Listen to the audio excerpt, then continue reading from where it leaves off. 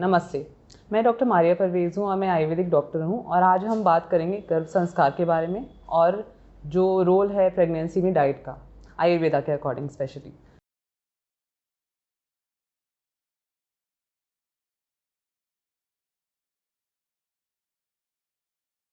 तो क्या होता है आजकल हमें पता है कि कितनी ज़्यादा महिलाओं को प्रॉब्लम्स हो रही हैं, स्पेशली आजकल middle class, upper middle class या फिर अर्बन एरियाज़ में जो औरतें रह रही हैं उनको बहुत ज़्यादा दिक्कत होती है। स्पेशली वो लोग लेट मैरिज की वजह से लेट कंसेप्शन होता है, उसके साथ साथ इनफर्टिलिटी की इश्यूज़ और बाकी और भी इश्यूज़ डेवलप हो जाती हैं, जिस वजह से आजकल डाइट पे फोकस करना, गर्भ संस्कार पे फोकस करना, बीज संस्कार पे फोकस करना बहुत ज़रूरी है।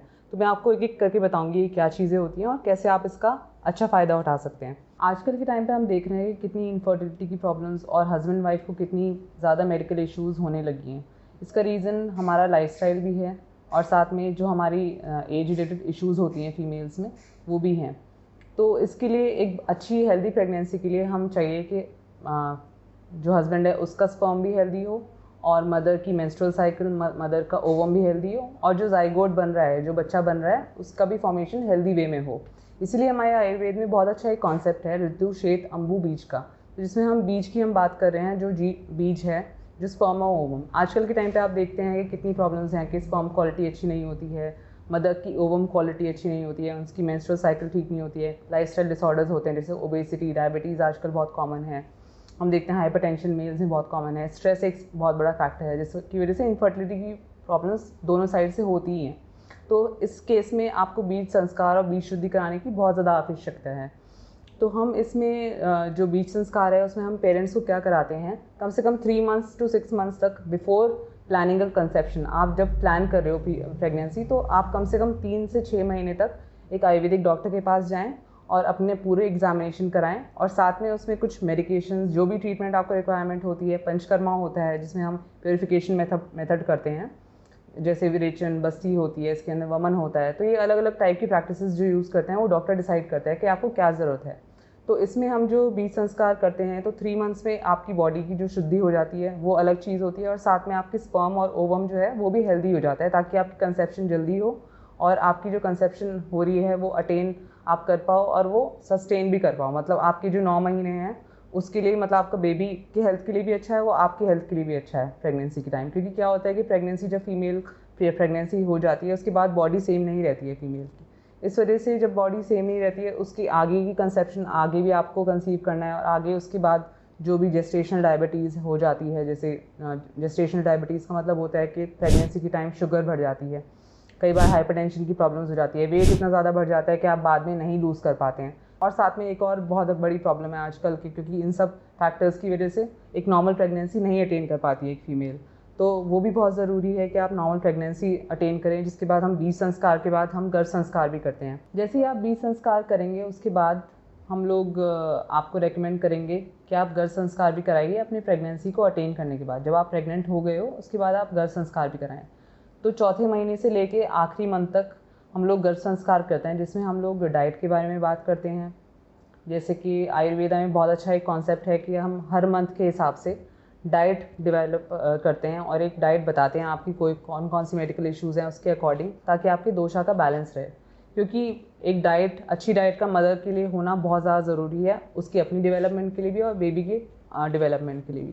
क्योंकि स्टार्टिंग की मतलब फर्स्ट ट्राइमेस्टर से ही आपके बच्चे की डेवलपमेंट प्रॉपर्ली स्टार्ट हो जाती है। आपकी बच्चे का हार्ट और बाकी सारी जो ऑर्गन डेवलपमेंट होनी होती है, बोन्स और सब, ब्रेन, हर एक चीज़ का डेवलपमेंट इसी टाइम पर होता है। तो स्पेशली सेकंड ट्राइमेस्टर से लास्ट ट्राइमेस्टर के तक बेबी की पूरी ग्रोथ हो जाती है। तो उसमें आपकी डाइट का रोल बहुत ज़्यादा इंपॉर्टेंट है और आप क्या एक्सरसाइज करते हो।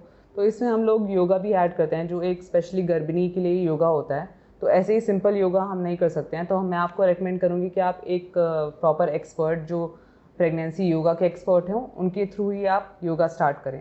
तो इसमें क्या होता है, योगा के बहुत सारे बेनिफिट्स होते हैं अपने स्पेशली प्रेगनेंसी के टाइम। एक तो ये होता है कि आजकल फीमेल्स का ओबेसिटी की बहुत इश्यूज़ होती हैं, तो और साथ में क्योंकि फीमेल उतनी ज़्यादा एक्टिव नहीं हो पाती है अपनी लाइफस्टाइल की वजह से और जो रिलेटेड इश्यूज़ होती हैं उसकी वजह से, तो वो भी बहुत ज़रूरी है ताकि एक सुख प्रसव हो, एक नॉर्मल प्रेगनेंसी हो, नॉर्मल डिलीवरी हो और फुल टर्म हो।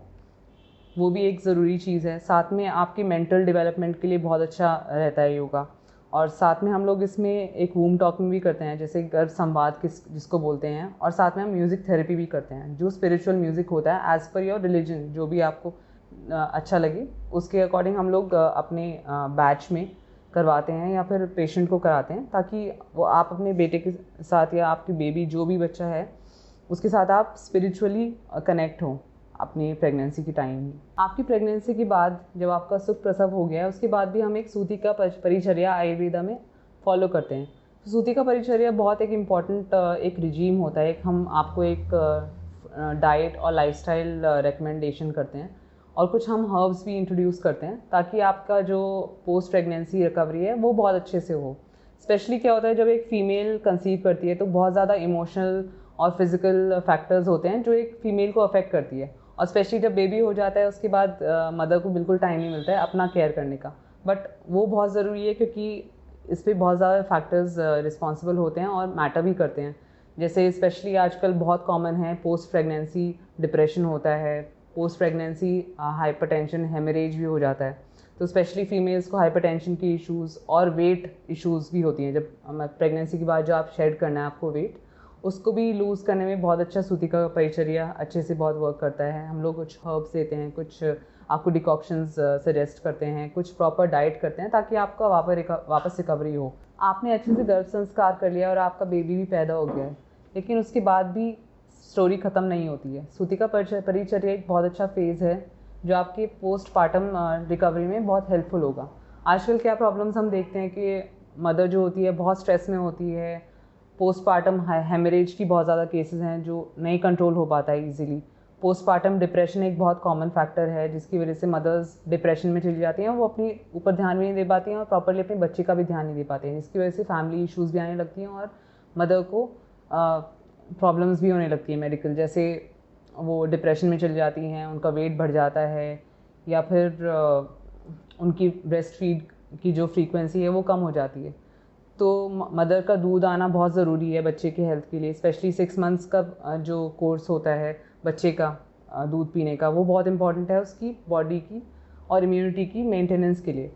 तो हम उसी कारण हम सूती का परिचर्या रेकमेंड करते हैं अपने पेशेंट्स को, जिसमें हम कुछ हर्ब्स बताते हैं आपको, कुछ प्रॉपर डाइट फॉलो करने के लिए, कुछ और रेजीम्स फॉलो करने के लिए, जिससे आपकी बॉडी की प्रॉपर प्योरीफिकेशन भी हो जाती है और साथ में आपकी बॉडी को रिक्वायर्ड जो नरिशमेंट है आफ्टर बेबी की कंसेप्शन, तो वो भी आपको फुलफ़िल हो जाती है। क्योंकि जो भी आप खा रहे हैं वो आपका उसका रस बन रहा है और आपके बच्चे के लिए वो एक एलिक्सर बन रहा है, एक आप कह सकते हो एक रसायन की तरह काम करता है आपका जो मदर का ब्रेस्ट मिल्क होता है। तो जो भी मदर खाएगी, जो भी मदर की इमोशंस होंगी, जो भी उसकी एनवायरमेंटल फैक्टर्स होते हैं, वो उसकी ब्रेस्ट फीड पे बहुत इफेक्ट करती हैं। तो जो भी आप खा रहे हो अपने बच्चे के लिए खा रहे हो, तो आपको अपना भी ध्यान देना है अपने ऊपर और अपने बच्चे के ऊपर भी ध्यान देना है।